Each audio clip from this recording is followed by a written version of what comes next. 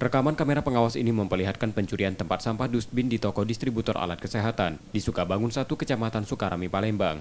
Terlihat kendaraan bak terbuka masuk ke halaman toko. Kemudian pelaku turun dan mengambil satu tempat sampah dustbin ukuran 50 liter. Terlihat juga dalam bak mobil sudah terisi beberapa tempat sampah yang sama.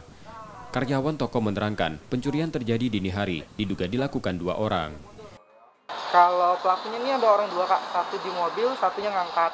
Kalau untuk barang yang diambil itu kotak sampah, Kak. Sampah ya? Iya.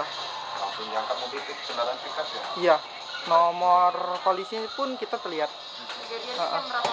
Itu kalau kejadian pukul 3 subuh.